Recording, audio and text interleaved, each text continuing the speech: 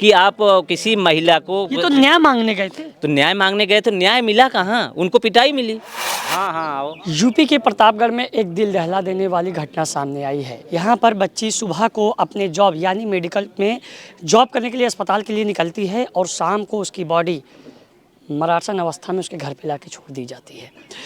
ये यूपी के प्रतापगढ़ की मैं आपको घटना बता रहा हूँ। अमूमन ऐसी घटनाएं सामने आती है, लेकिन एक अगर कहे कि घर का चिराग बुझ जाए तो घर पे काफ़ी परेशानी आती है। मैं जो खबर बताने जा रहा हूँ वही एक बच्ची थी घर को चलाने वाली। अब उसकी छोटी बहन है, उसके माताजी हैं। ये खबर सुनने के बाद, ये खबर जानने के बाद हमारी टीम यहाँ के यूपी के प्रतापगढ़ में इस गांव में पहुँची है और हमारे साथ कुछ आज़ाद समाज पार्टी के कार्यकर्ता हैं, वो मौजूद हैं। उनसे बात करेंगे कि इस घटना को लेकर वो क्या कहना चाहेंगे। सबसे पहले सर आपका परिचय जानेंगे। पत्रकार महोदय जी, मेरा नाम धर्मेंद्र सरोज, पूर्व विधानसभा प्रत्याशी आज़ाद समाज पार्टी रानीगंज, और जो कि ये मामला मेरे क्षेत्र का है बिल्कुल।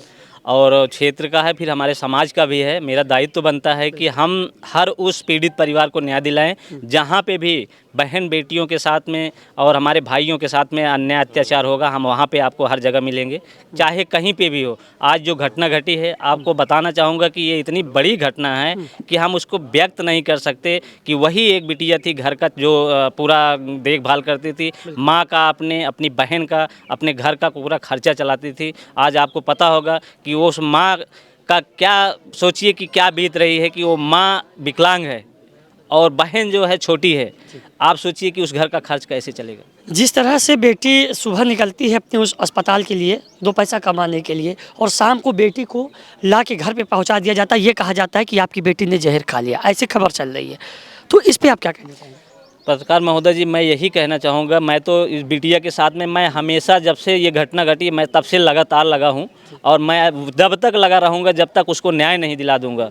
मैं आपको बता दूं कि 6 बजे यहाँ से बिटिया जाती है वहाँ पे स्कूल अपने हॉस्पिटल के लिए जाती है, और हॉस्पिटल में आप समझ लीजिए 8:30 बजे कॉल आता है कि आपकी बिटिया की तबीयत ख़राब है। अच्छा जी, आपकी बिटिया की तबीयत ख़राब है। यहाँ से घर वाले जाते हैं तो माँ से मिलने नहीं दिया जाता है बच्ची को। आप समझ लीजिए कि माँ गई यहाँ से और उसके बाद उसको अंदर जाने नहीं दिया गया, रोक दिया जाता है। और उसके बाद बॉडी लेते हैं, बॉडी को एम्बुलेंस में लाद के घर पर ला के छोड़ दिया जाता है। तो बताइए आप, ये क्या रहा है। अस्पताल की जो प्रशासन है, अस्पताल के जो लोग हैं, वहाँ के कार्यकर्ता, वो क्या कह रहे हैं? अभी तो उनसे कोई बात नहीं हो, क्योंकि कोई भी अभी जितने पदाधिकारी थे वहाँ के, जो भी जैसे हॉस्पिटल के जितने भी डॉक्टर स्टाफ जितने लोग हैं, कोई तो अभी मुलाकात किसी से तो हुई नहीं। 3 लोग हैं जो कि अभी अरेस्ट हैं।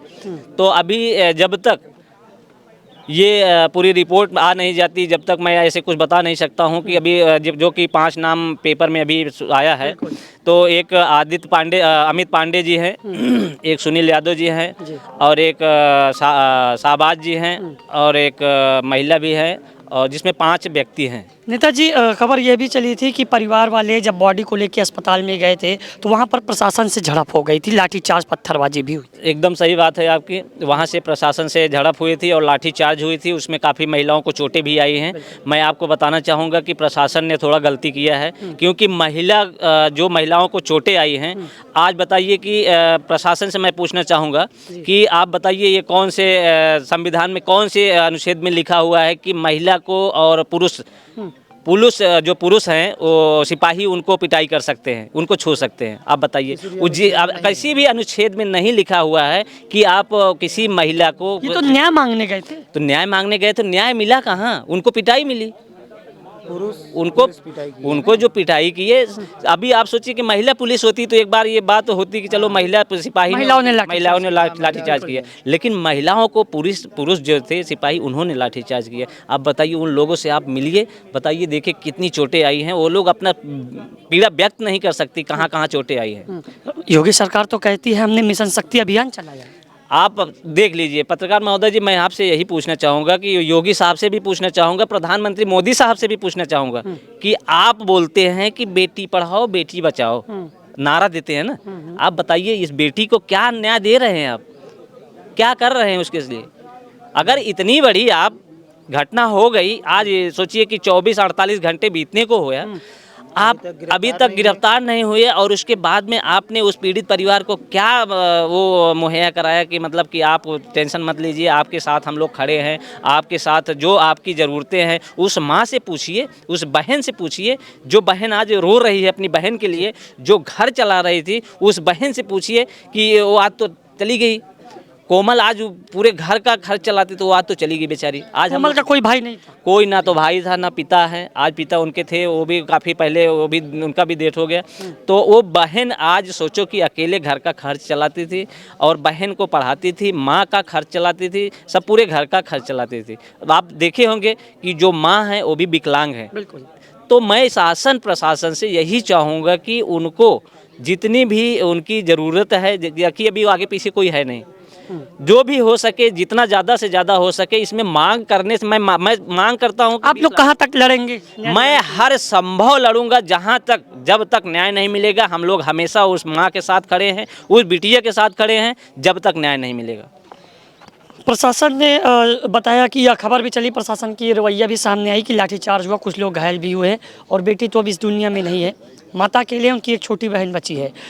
बहुत से यहाँ के राजनीतिक दल आ रहे हैं और परिवार से मुलाकात कर रहे हैं। क्या लगता है, क्योंकि जिस तरह देखा जाता है कई भी घटनाएं घटती है नेताजी, हर एक राजनीतिक दल उतर जाते हैं मैदान में और उसके बाद फोटो क्लिक, अखबार क्लिक, वीडियो बाइट के जरिए अपना अपना हाईलाइट करके चले जाते हैं, लेकिन वो परिवार वैसे ही रहता है।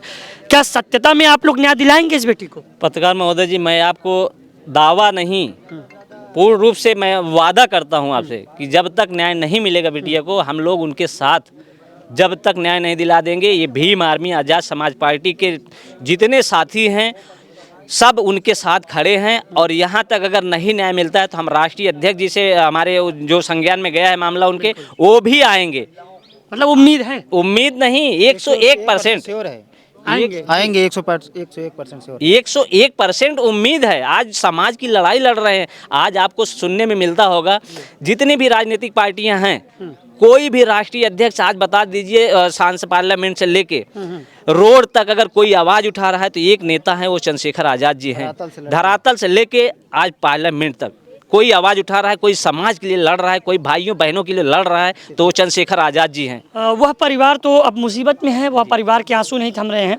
मैं आपसे जानना चाहूँगा कि आपके मन में क्या इच्छा है कि परिवार को किस तरह की न्याय दी जाए और क्या सहायता की जाए? शासन प्रशासन। पत्रकार महोदय जी, मैं आपको बोला कि जो कल एसडीएम साहब को मैंने दिया है, आप समझ लीजिए उसमें हम लोगों ने 20 लाख का जो मुआवजा है, 20 लाख उनको मुआवजा मिले और 1 बीघा ज़मीन और एक आवास का बहुत छोटी डिमांड किया हुआ है, बहुत ज़्यादा नहीं है। आप समझ लीजिए जिससे उनका घर का भरण पोषण चले और जो बिटिया है छोटी बहन मतलब कोमल की और माता जी हैं अपना जीवन यापन कर सके। तो मैं यही आपके माध्यम से कहूँगा कि प्रधानमंत्री जी से भी और मुख्यमंत्री जी से भी, अगर वो कहते हैं कि ये देश भय मुक्त और गुंडा मुक्त, ये जितने भी कहते हैं जी, अगर है तो वास्तव में ये करके दिखाइए, तब हम उसको मानते हैं, वरना ये सब फेक है। अब मैं कुछ नहीं मानता हूँ। अन्यथा यह सब फेक है, मैं कुछ नहीं मानने के तैयार हूँ। ये यहाँ के जो भीम आर्मी के समाज के कार्यकर्ता हैं, जो एक मुख्य चेहरे हैं, उनका कहना है। और इन लोगों ने कुछ डिमांड भी रखी है और यह भी जबान से निकली है शब्द की हो सकता है चंद्रशेखर आज़ाद इस गरीब परिवार से मिलने के लिए ज़रूर आए।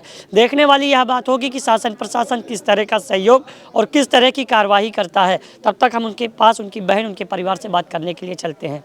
कैमरा पर्सन निदान के साथ बोलू जहांगीर, प्रतापगढ़।